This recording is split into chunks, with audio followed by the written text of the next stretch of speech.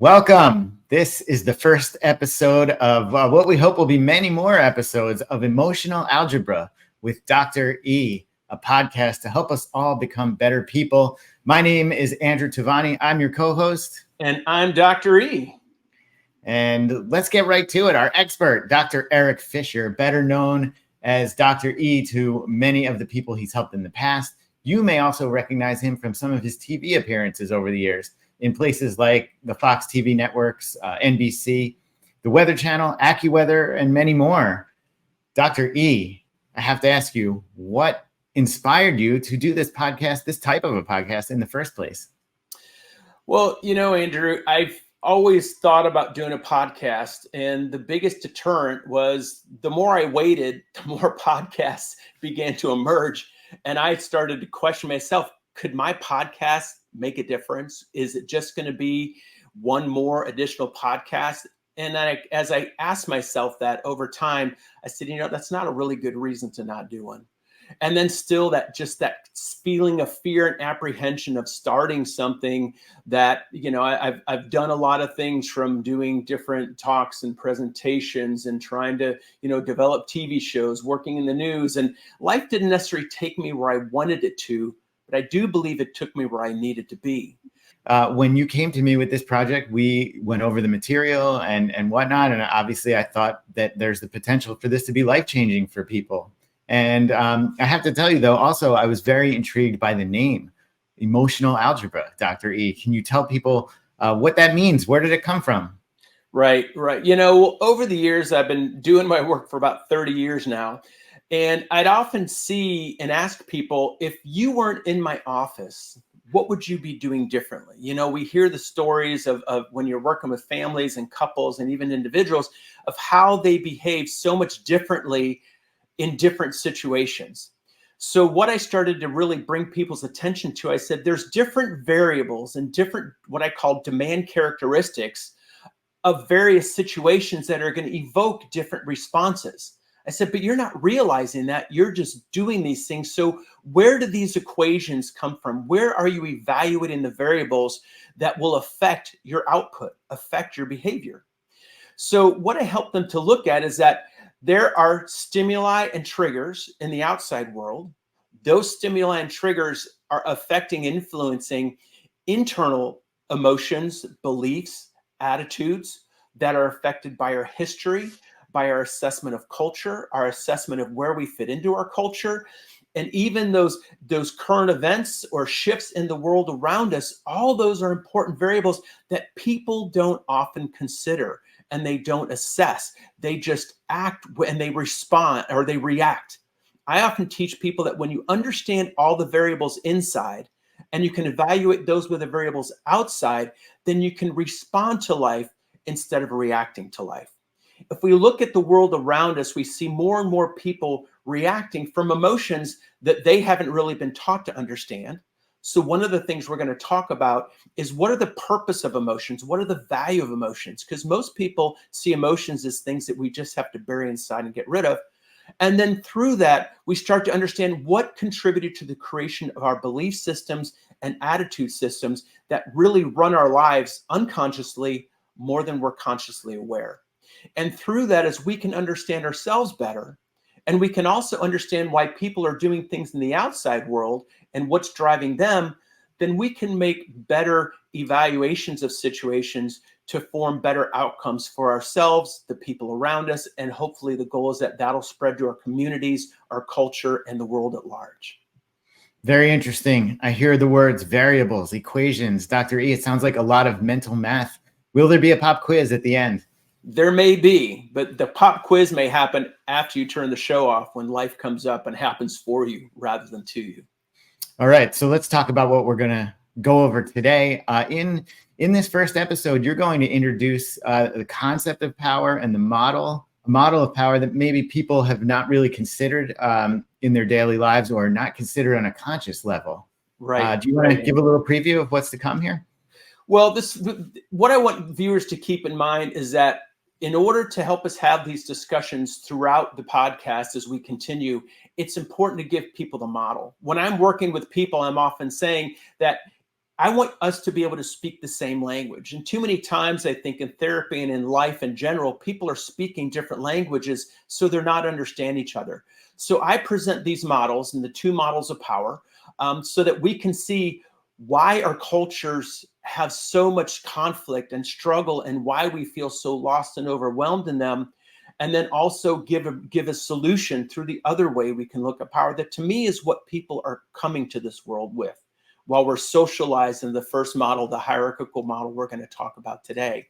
Also, then after that, we're going to talk about relationships and how relationships play into our assessments of self and power and how we can affect and influence those relationships positively. We're going to talk about conflict escalation and what happens there. We're going to talk about the roles people play in the world. And like I said, these are things to come in future episodes. And I really hope you'll all hang in there through the end, because as we get through this discussion, then you'll see more easily how we can wade through these situations that feel so challenging to us all every day. Absolutely. And as I mentioned, these are some new concepts for people to wrap their heads around. And to help make that easier to do, Dr. E, you have some visuals. So what do you say? Should we dive right into it? Let's dive on in, Andrew. Okay. All right. So the first thing we're going to talk about to really understand our interactions and ourselves, we all want to look at and understand the way we look at power.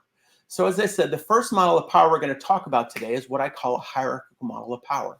It says that everybody basically has a different level of power. So if you're a listener out there listening to this, basically what I have on the screen are 5 different size circles, from the biggest to the smallest, or smallest to the biggest.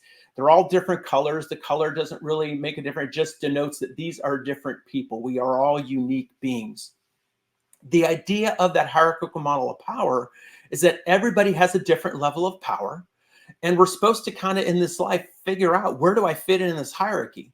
The other thing to understand is there are multiple hierarchies, from our family to our work setting, to when we're kids in school, or peer groups, even adult peer groups, extended family, our family if we're parents, and our kids. All these things are different dichotomies. And how do those different dichotomies affect our behaviors, our attitudes, our emotions? So the first question often to ask is, how do we get power in this model? And how we get power in this model is basically by usurping, undermining, or looking to other people in power to promote us or demote us up and down that system. It can also be that people beneath us might promote us or demote us up and down that hierarchy. The idea of this is that we never really learn to believe in ourselves. Other people basically define our power.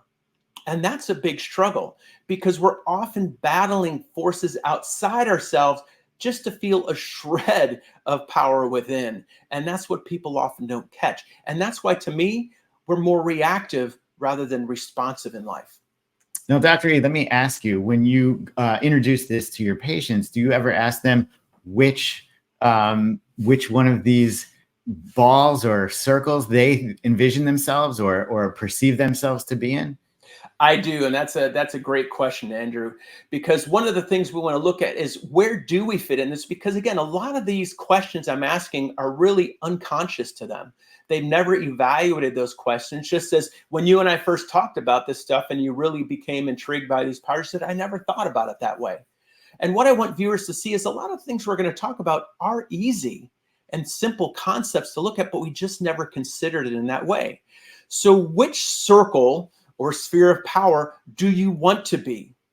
And when people answer that question, that's already given me information. So what I want you to ask yourself, viewer, is and or listener, is, if you're here in this podcast listening right now or watching right now, which circle would you envision yourself to be? The big one, the second one next to that, second smallest next to that, all the way down to the smallest. Okay. The next And Dr. E, but when you ask this, what do most people say? I would assume people want to be that big blue ball. Well, they do. Sometimes the most revealing and powerful answer I get is when I'm asking a family, I'm working with a family, and I'm asking the kids which circle they want to be. Often the kids will say, I want to be the big circle. And I can look at the parents and say, and that's why you have a problem. not because it's a problem wanting to be a big circle, but in this whole concept of power, you can see that power becomes a commodity. It becomes a resource to be bought and sold or traded or manipulated or stolen or abused. And that's the issue, is that there's never enough to go around in this. So in this first question, as soon as they answer which circle they want to be, whether they want to be the biggest, and there are a lot of adults who don't want to be the big circle because of answers we'll talk about later on. They just don't often want that responsibility. Yeah, when you brought this up and I first saw it, my thought was I'd like to be that big blue circle too. And then I thought for a second, wait, I remember, I think it was Spider-Man's uncle or Peter Parker's uncle who said, with great power comes great responsibility. So maybe other people are like that. And as you're saying, adults don't want to be that big blue circle because there's a lot of pressure with that. Exactly. And too many times parents, as soon as you have a child, you are forced. Again, that's where people below you in power often promote you, whether you want to go or not, into those higher spheres of power and spheres of control and responsibility. So that's again a really important issue to look at and address, is how little we really feel we have the power to address our own sense of self and where we belong in these hierarchies.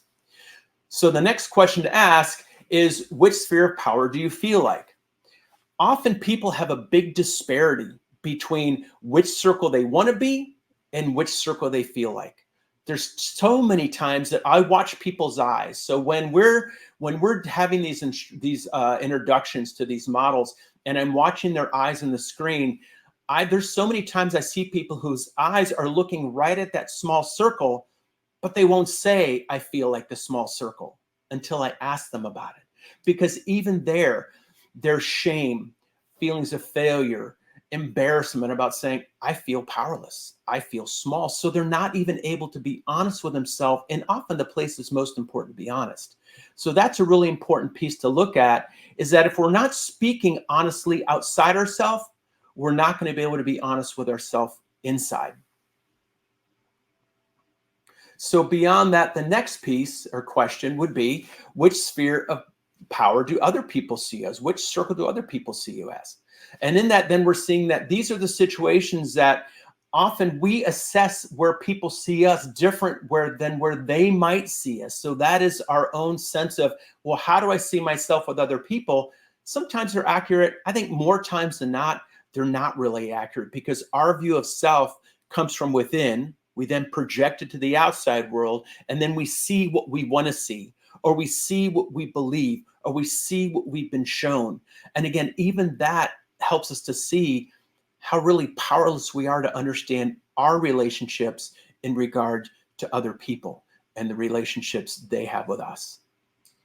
And how can people know really where they fit in that? I mean, there's like you mentioned, there's many different contexts in life. There's the work context. So maybe somebody has a position of higher power at work, and maybe at home that differs slightly. How can people know where they are and be honest with themselves, Dr. E, as you said, and understand where they really fit on that model? And what can they do if they're not happy with where they are? And I think that's part of the mystery, is all this is changing. So what terms I put to these is our ideal, feel, and real selves. And what I help people to see is the more disparity between your ideal, in other words, which circle you want to be, and your feel, which circle you feel like, often the more distress that people feel. So as the viewer or listener, be kind of conscious of yourself. Continue to ask yourself these questions. And what I want you to do for homework is, throughout this time between now and the next podcast episode, be looking at the world around you and be mindful of your own assessment of power. Be mindful of that difference between your ideal, or where you want to be, your feel that you feel inside, and the real, in which power, how people you feel like around you may be giving or taking power. Because these are the things that are going to contribute to your internal conflicts, that are going to lead to your external conflicts. So that's really important at this point. And in this beginning stage of building these models to understand yourself better, is just to be observant of self and others and these contextual situations related to your own power. Interesting, Dr. E. And as far as power goes, you know, what can you tell people, let's say parents who have to guide their children through life Right. and maybe need something done? How should they use this power that they have or not use it? Well, it's a great question. And it's one that I feel at this point, I think it's important to see how your kids are reactive to you and how you might be reactive to your kids. Often kids are reacting to subconscious cues, behavioral cues, body language. There's so much that I read about people's body language that says so much more than the words that they're using. And I'm often pointing out shifts in behavior.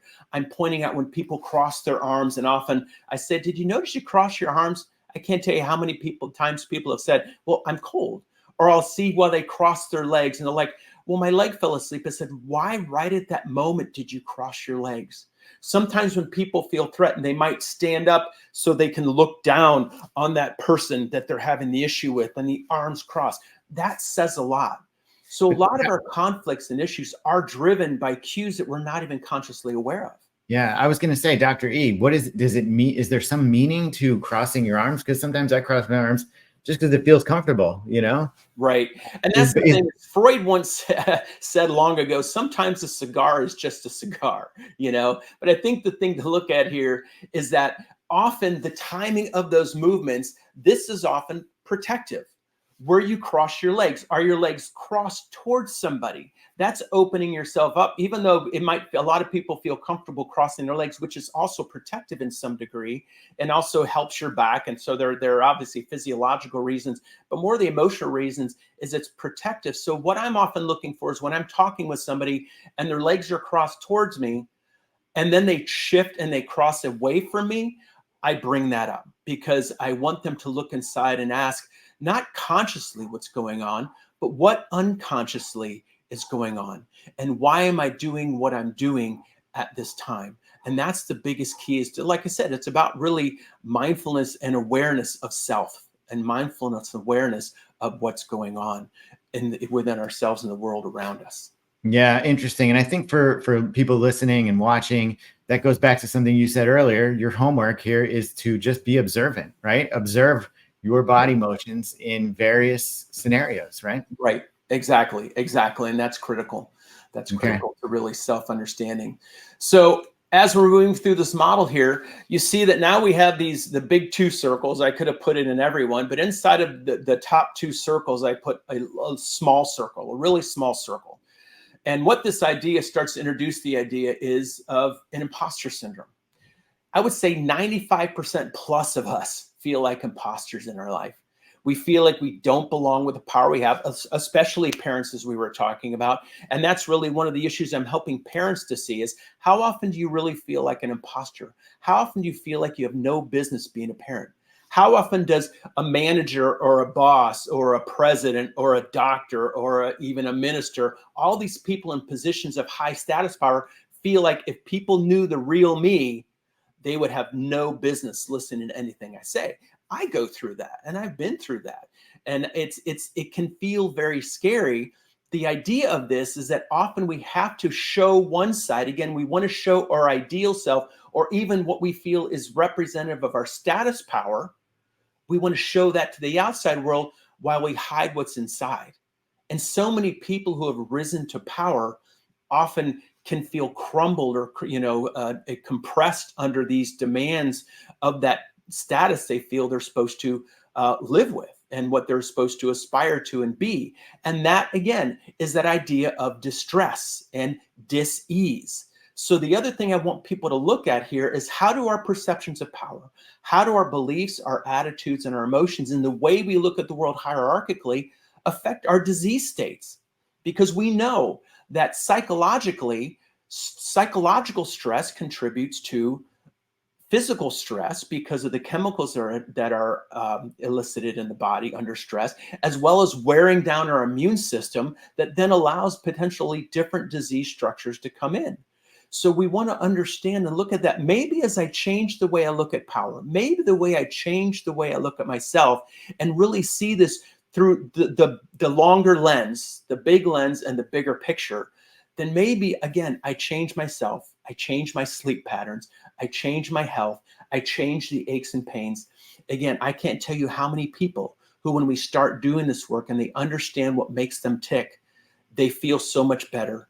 That issues they've had for years and years of time seem to melt away, and they're just not an issue anymore because they've resolved the dis-ease inside, and that dis-ease migrated not just from emotionally to physically to much better quality of life as the outcome.